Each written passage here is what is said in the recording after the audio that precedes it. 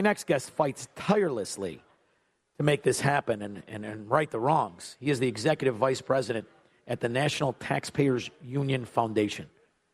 I love how they put the word union in there. You see, they don't want you to pay dues and all make the same. They want you to fight for the principles of your nation. Joe Bishop-Henchman, how are you? Doing great. Let's talk taxes. Oh, I am so aggravated. I am so aggravated that this yoke of abuse and communism and Marxism and government supremacy has been strapped on the necks. And you watch all of the kids who try to do something, make their money honestly and righteously, and they're extorted. And, you know, this idea that we pay 39 or 35, get the hell out of here. How many sales taxes? How many taxes? How many extortion taxes and fees on taxes? And now you've got the years of a communist system where they encumber the honest people to enrich the leech. It's got to come to an end. So when politicians, even Republicans, the same ones who told me they had productive meetings with Joe Biden, now come out and tell me this is a good tax bill for me, that's how I know it's like breaking down in front of the Bijou. And I better not check my tires. What do you think?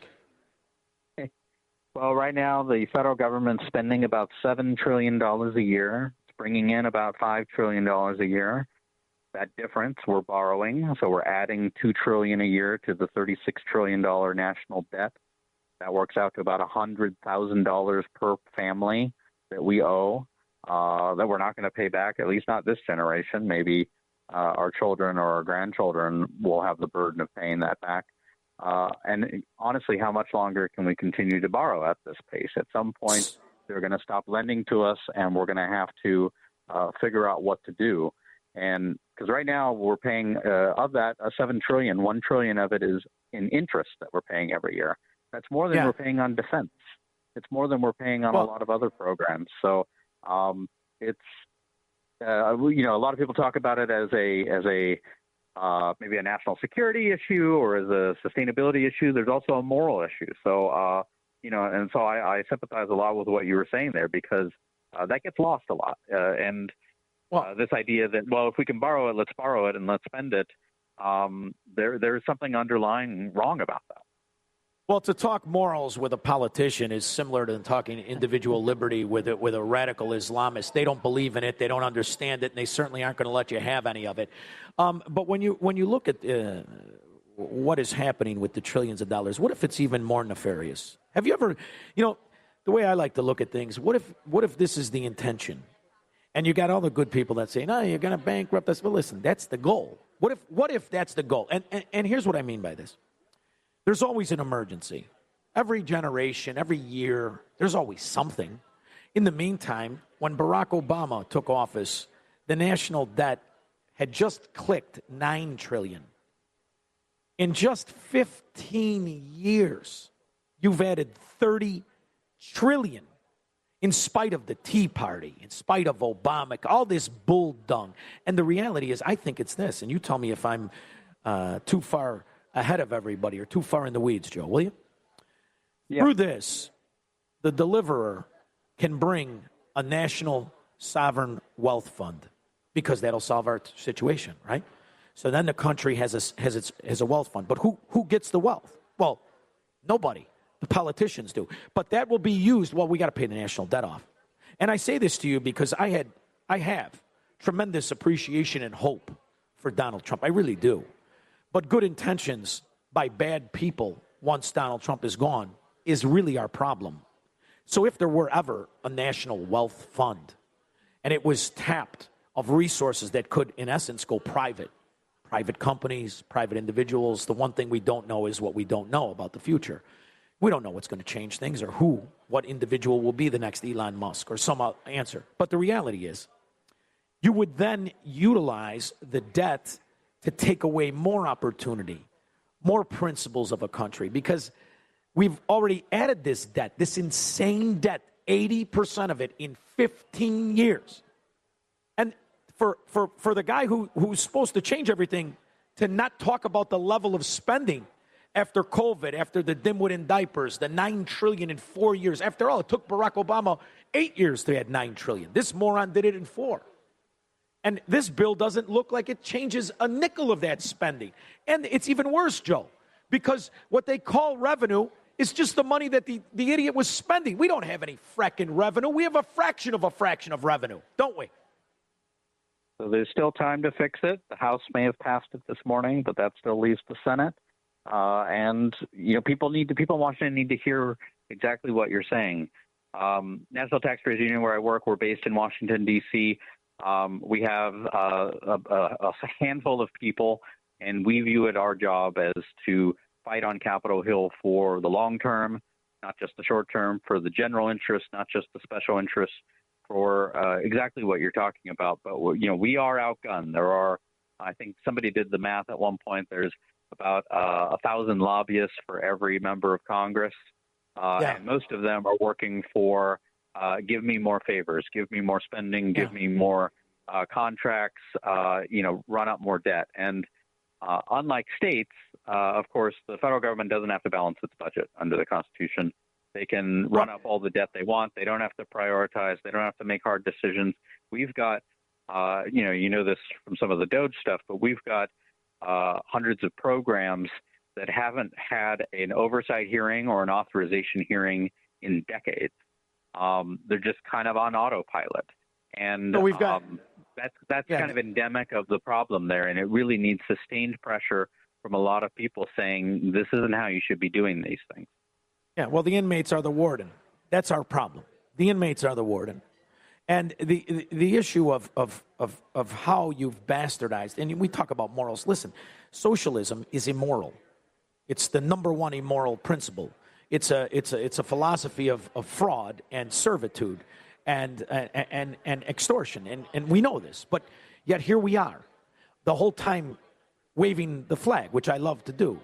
But it's the people who we send there to correct things that often add to the biggest problem. And what I mean by that is the idea that Trump was so successful in virtually eliminating SALT, wasn't eliminated, but virtually. And that's why you see these Democrat enclaves of corruption, these bankrupt fraud areas like Chicago, like Illinois, like Washington State, like pick a Democrat area. They're all bankrupt. They're all nonsense fraud. The only reason they exist is because decent people continue to bail out the VIG, the interest on debt that the federal government creates, because the federal government doesn't have the money anyway. So in this SALT deduction nonsense that we hear, it's gone up how many different times and has the potential to go up to infinity, doesn't it? Because you got to send it to the Senate, then back to the House, and they get to play their schoolhouse rock game of paying each other off, don't they? A lot of people are saying exactly what you're saying on this, and because it is a big subsidy all over the place. And people forget, I always try to remind them, that places like New York, places like California, places like Chicago, they were not built on the tax and regulatory system they have today.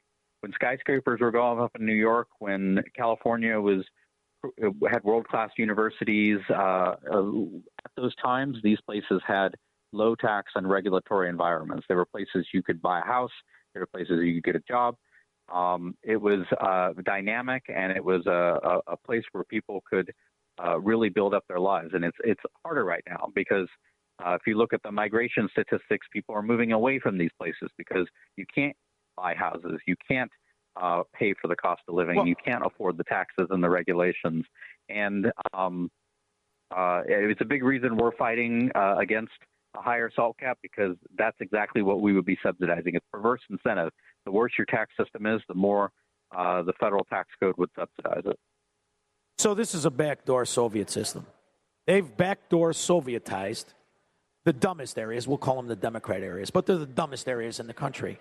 And they could have never done it if the system wasn't set up to bail out this area, to bail out these nonsense. So it's in the minutia of law, of tax bills, of spending bills, that quite frankly, Joe, nobody reads in Washington, D.C. These idiots don't read it. But I'm wondering, when you talk to what is supposed to be the smarter version of the political prostitute known as a Republican, they do know that there are people like me that they rely on that will not tolerate for one instant. I don't need anything from government except my ability to be free. And I don't want to take 5 cents. In fact, I want to break Social Security.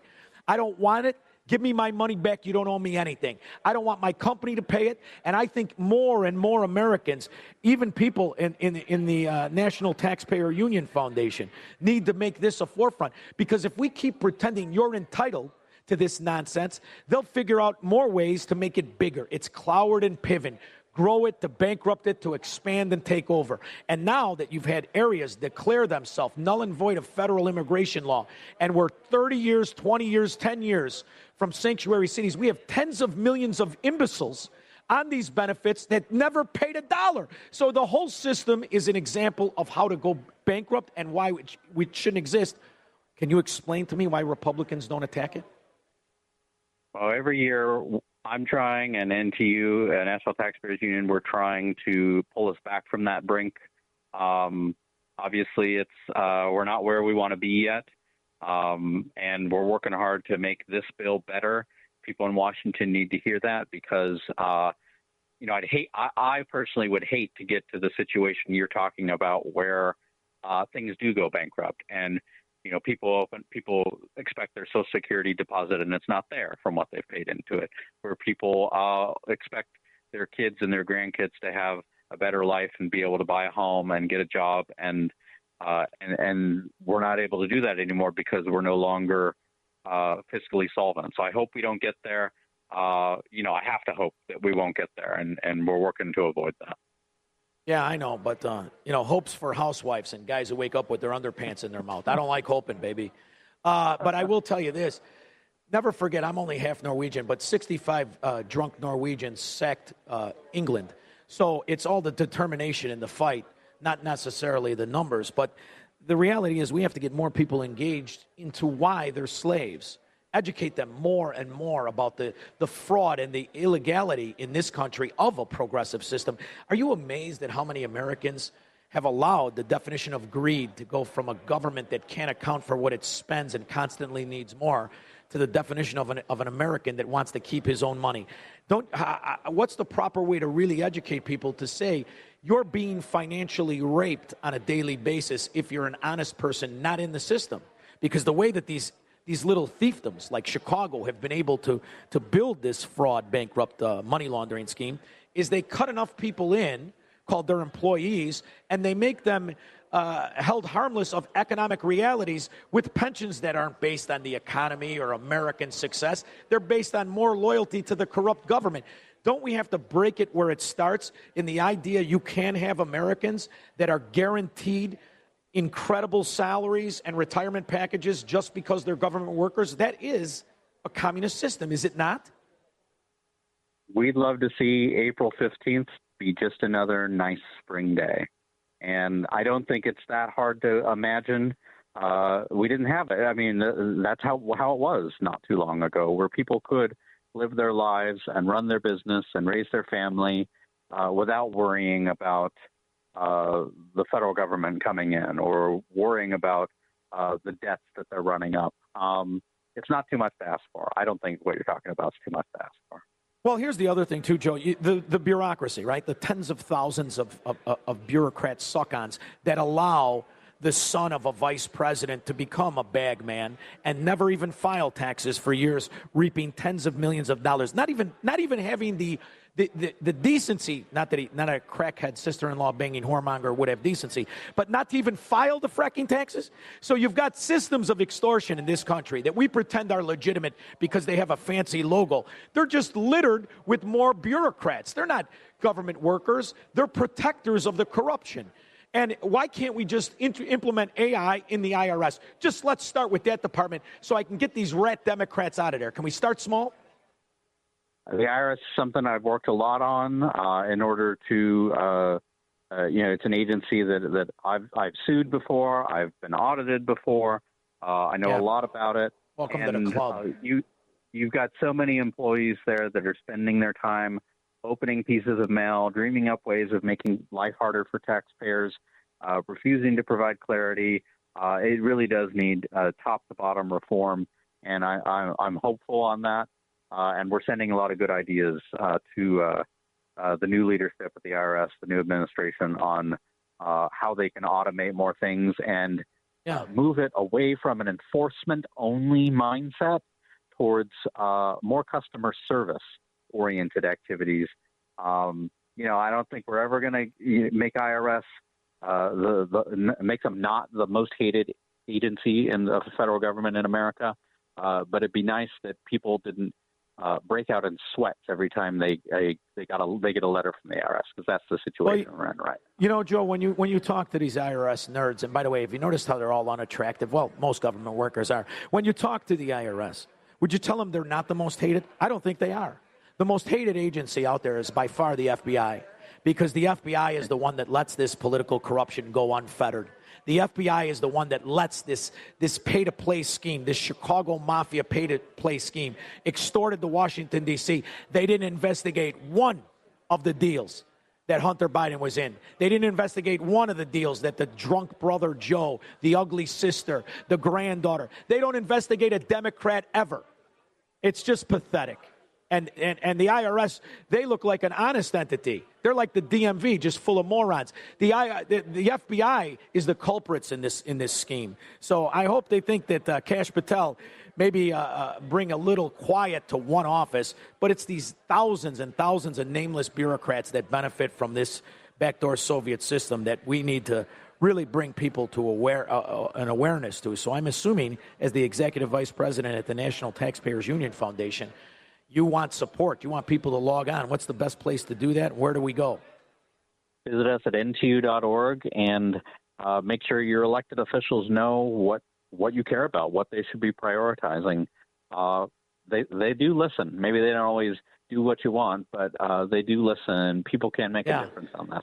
I can't understand. Yeah, tell them to watch that show Vikings and be aware of what's going to happen if you keep abusing decent people. Thank you very much, Joe Bishop-Henchman. I love that last name. I love that. I can't imagine what it must be like for a reservation. Henchman, table for as many as I frickin' want. Joe Bishop-Henchman, thank you so much for making time. Anytime. Step into the powerful narrative that began at the Lorraine Motel in Memphis, where Dr. King's dream lives on. Our mission extends beyond these walls. We're not just a static archive. We're a dynamic forum. Be moved by the stories we safeguard and leave inspired to write your own.